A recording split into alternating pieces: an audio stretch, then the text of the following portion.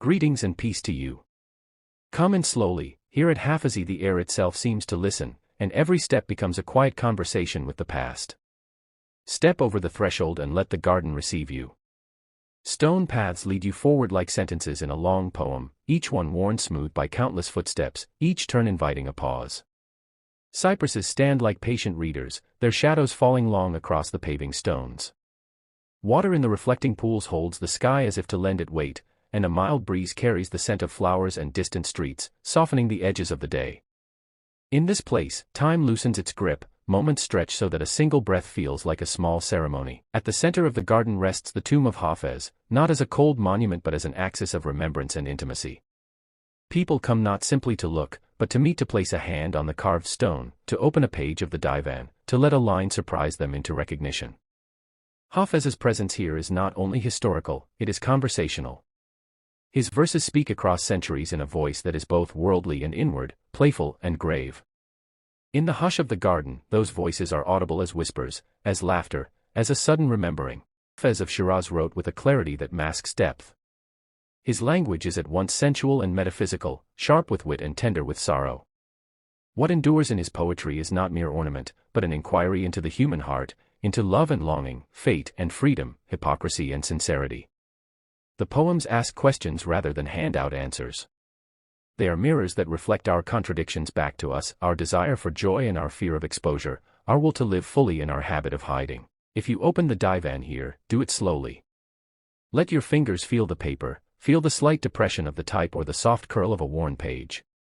When a couplet falls under your eyes, give it a moment.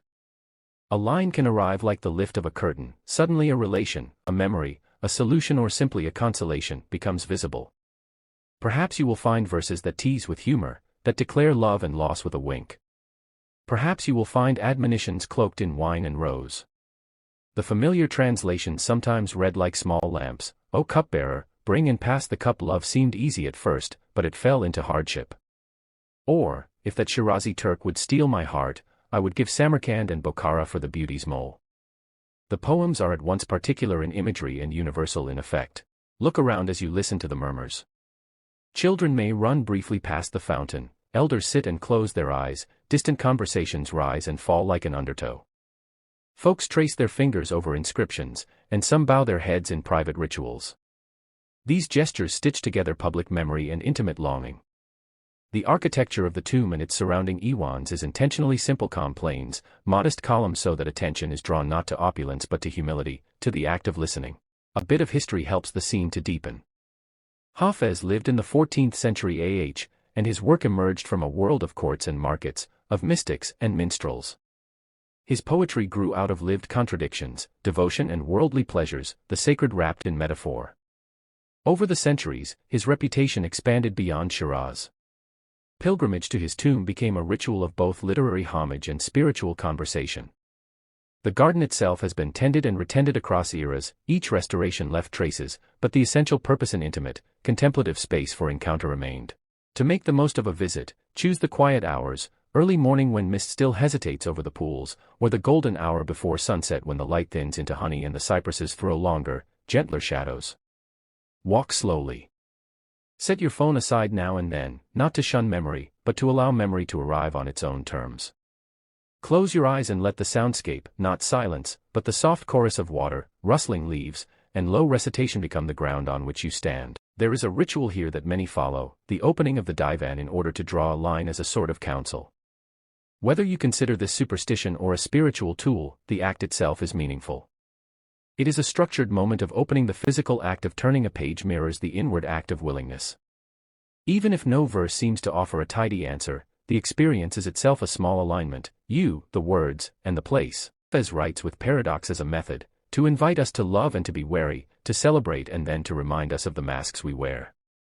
In the garden, such contradictions feel embodied. People celebrate, and they grieve, they joke, and they repent, they come for company and for solitude. This multiplicity is not a weakness but the poet's strength, a reminder that life's truths are often double-edged. Throughout the year, the garden's rhythm changes. Commemorations and literary gatherings fill it with readers and performers, quieter days invite private reflection. Hafez's reach stretches beyond Iran. Translations and interpretations scatter his influence around the globe, and abroad his verses appear in unexpected libraries and studies, on coffeehouse walls and in whispered readings. Still, something singular happens when you read his lines here surrounded by cypresses and water in a place that has learned to listen. Allow yourself a final moment of stillness. Walk to the edge of the pool, lean on the balustrade, and let the reflection of sky and stone mingle in the water. Notice how the garden gathers your breath and returns it softer. If you wish, approach the tomb, touch the carved stone, or open a divan and run your fingers along a page. These small acts are not demands but invitations to regard a single life and its language with a measure of compassion. Before we part, a simple request: if this hour of listening and looking resonated with you, please show support by liking, leaving a comment, and subscribing. Your engagement helps bring more such moments into the world. Don't forget to like, comment, and subscribe. Thank you for sharing this quiet journey. Go gently, and carry a little of this garden's hush with you.